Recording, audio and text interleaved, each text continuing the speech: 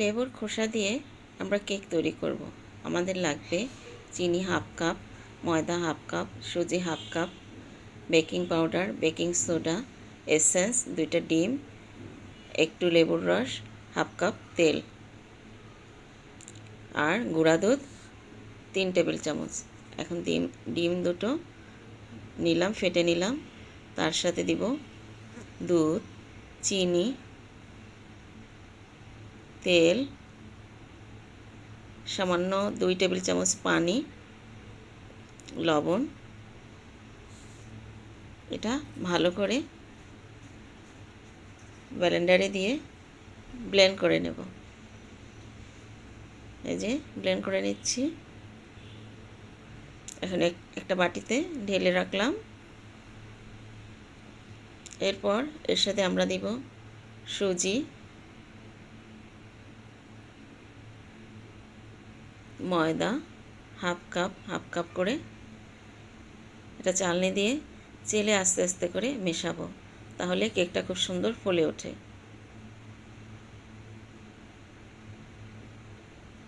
এই যে চেলে নিচ্ছি। গুঁড়া দুধ 2 টেবিল চামচ, ওখানে দিয়েছি 1 টেবিল চামচ, মোট 3 টেবিল চামচ। ভালো করে মিশিয়ে নিলাম। সাথে দেব বেকিং পাউডার হাফ চা চামচ, বেকিং সোডা হাফ চা চামচ। ভালো করে মিশিয়ে নিলাম। এরপর এর সাথে দেব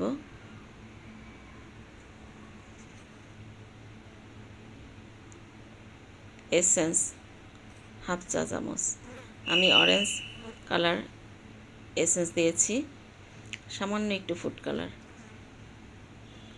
অরেঞ্জ ফ্লেভারের এসেন্সের সাথে সামান্য একটু ইয়েলো ফুড কালার দিয়েছি, যাতে কেকটা দেখতে খুব সুন্দর হয়। লেবুর রস 1 টেবিল চামচ।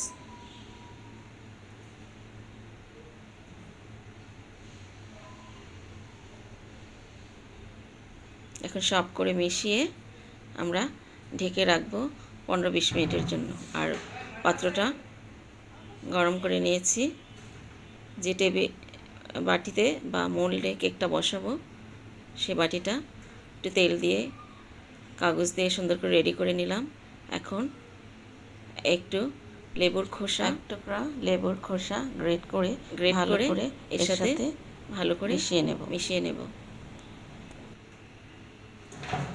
যে বাটিতে বেটা ঢেলে দিচ্ছি, চারিদিকে ট্যাপ করে নেব যাতে ভিতরে বাতাস না থাকে। এরপর পাতিলে, গরম করা পাতিলে আমরা ব্যাটারটা বসিয়ে প্রথমে মিডিয়াম আঁচে 5 মিনিট জাল দিব। তারপর উপরে কিশমিশ সাজিয়ে, কিশমিশটা একটু পরে দিই, আগে দিলে এগুলো ভিতরে ঢুকে যায়।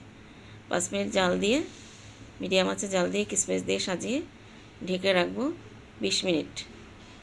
আগে 5 মিনিট, এখানে 20 মিনিট, মোট 25 মিনিট পরে আমরা এই যে চেক করে দেখতেছি যে কেকটা সুন্দরভাবে হয়ে গেছে।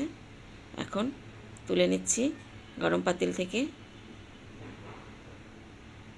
কাগজ ছাড়িয়ে আনমোল করে নেব।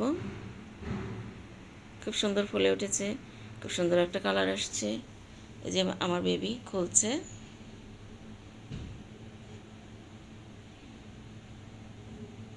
কাটো, সে এখন কাটবে।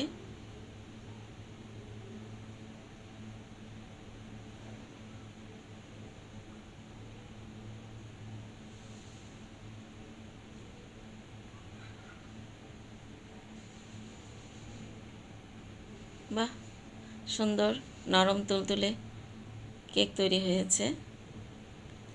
কেকটা খেতেও কেমন হয়েছে? ওয়াও, বেবি খাচ্ছে। খেতেও মজা হয়েছে, দারুণ মজা।